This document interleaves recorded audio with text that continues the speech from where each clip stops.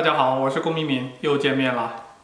在航空引擎和航天引擎的两个系列里，我们一直只提到了喷嘴的存在，并没有详解这部分，因为它其实是航空和航天的一个共同点，就安排到了现在才讲。不要小看只是一根管儿的喷嘴，它对引擎和飞行器相当重要。再次回到航空引擎系列第一期就说过的推力公式。之前我也说过，简化起见，我们只看 NV 项，忽略掉 PA 项，而这个前提正是因为假设喷嘴能完美工作，使得 delta P 等于0。本期我们既然专注于喷嘴，就会讨论 delta P 不等于0的情况，所以要把 PA 项加回去，看一回完整的版本。几乎所有航空和航天引擎燃烧室都是工作在亚音速的区间，但喷出的气体越快 ，delta V 就越高 ，NV 项就越高。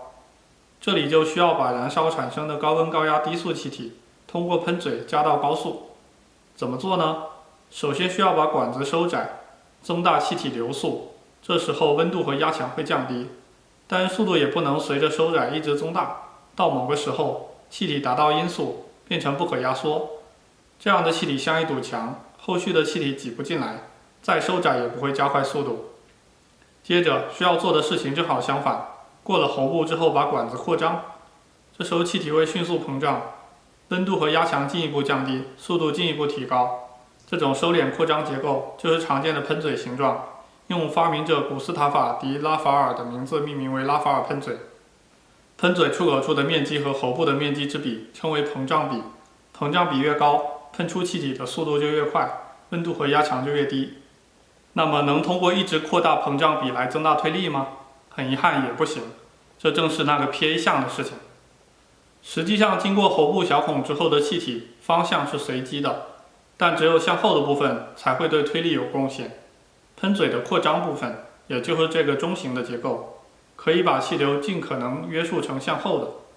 除此之外，环境压强也在帮助约束气流。如果喷出气体的压强等于环境的压强 ，delta P 等于0，这时候 PA 项就可以忽略。如果喷出气体的压强大于环境压强，气体喷出后会往旁边扩张，这个分量对推力没有贡献，浪费了。这叫做不完全膨胀，说明膨胀比太小。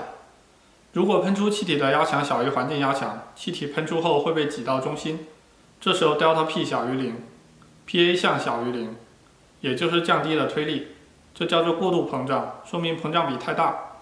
更糟的是，如果过度膨胀太严重，环境的空气会沿着喷口往里挤，在喷嘴内壁形成一个分离层，这个分离层里的空气和引擎喷出的气体交互，造成气流不稳定，横向摇摆，短时间内撕碎整个喷嘴。其实，经常可以看到飞行器尾烟的马赫环，就是喷嘴略微过度膨胀的结果。激波在气流里反弹，得到一节一节的明暗分布，虽然好看，但这时候喷嘴的效率不是最优的。高庞通比的涡扇引擎推力来自于高的 m.dot， 气体排出的速度在亚音速。这种引擎的喷嘴只需要收敛段，不需要扩张段。又因为这样的飞机绝大部分时间是在巡航高度飞行，环境压强不变，喷嘴的形状也不需要变化。涡喷和低庞通比涡扇则要求苛刻一些，因为它们的推力来自于高 delta V， 喷出气体需要超音速，就需要收敛段和扩张段。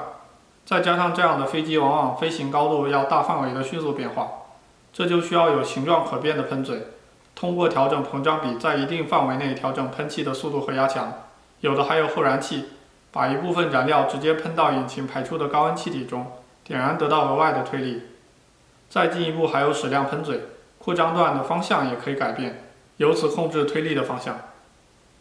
火箭的要求则更苛刻，它会在几分钟内从海平面的高度进入太空，也就是环境气压从1个大气压迅速变成0。而且因为火箭喷嘴内气体的温度和压力极高，机械运动部件无法承受，只能做成一块形状不变的固体。这时候如何对付环境气压的剧烈变化呢？答案是不对付。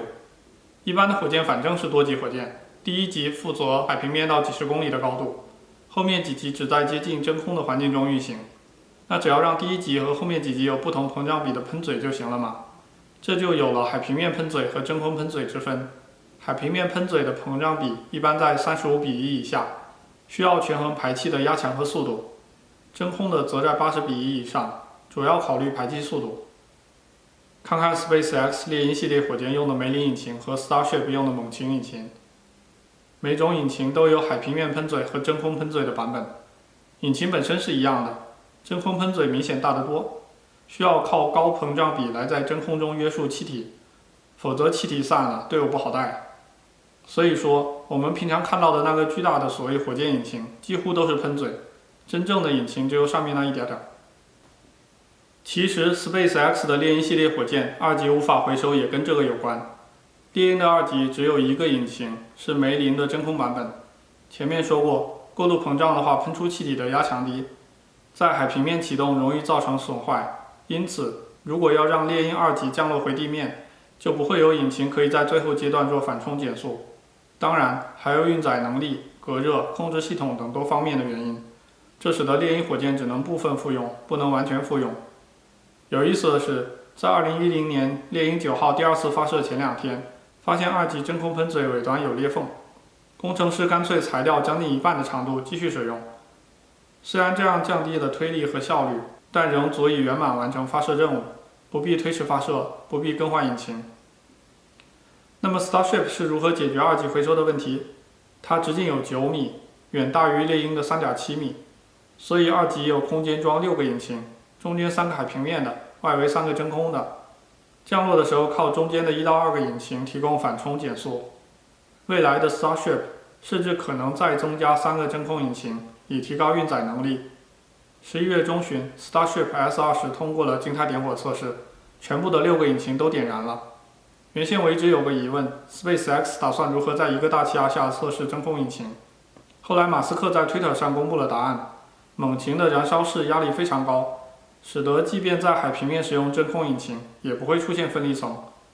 不过即便如此，巨大的真空喷嘴比海平面的重得多，还是得区分2种版本才能保证每个阶段的效率。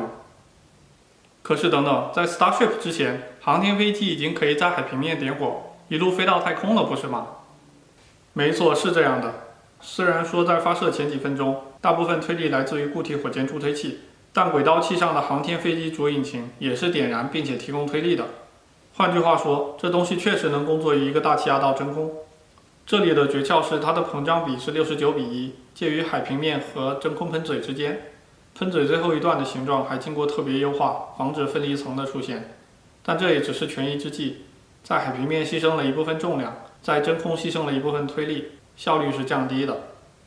注意看航天飞机主引擎点火的时候会出现明显的马赫环，说明这时候喷嘴处于过度膨胀的状态。那么说要保证效率，就必须用2个不同喷嘴的引擎了吗？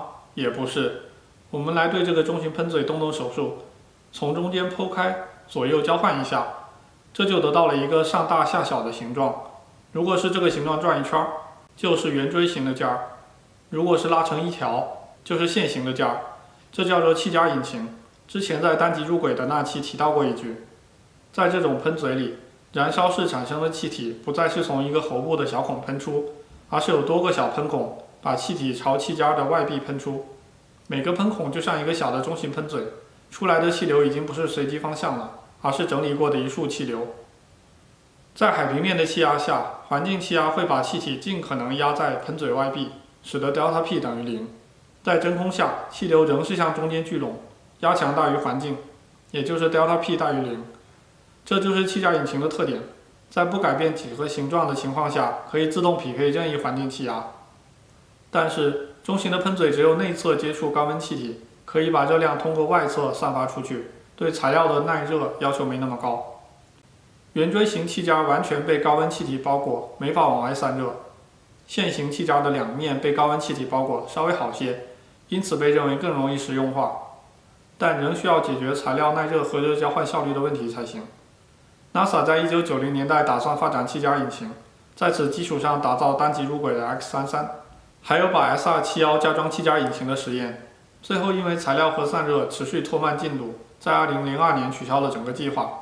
后面一直有人提这件事情，认为气夹引擎虚有其表，还不如传统的。Firefly 和 Arca-Space 也尝试过气夹引擎，都失败了。但最近西班牙有个初创公司用现在的技术重新捡起气夹引擎，获得了初步的成功。他们甚至一步到位做了圆锥形的气夹引擎，可以连续工作整个周期而不损坏。还有其他几种喷嘴的优化方法，有的是通过插入一个部件来改变气流分布，有的是通过2个喷嘴并联或者串联，有的是通过非对称的形状等等，都处于探索阶段。前面的讨论都是基于公制是气体这个前提。如果是等离子体，上期提过，可以通过磁场来构造喷嘴。这样的喷嘴叫做磁喷嘴，它是个无形的磁场组成的收敛扩张结构，原理和前面讲的喷嘴一样，不过利用到了等离子可以被磁场约束的特点。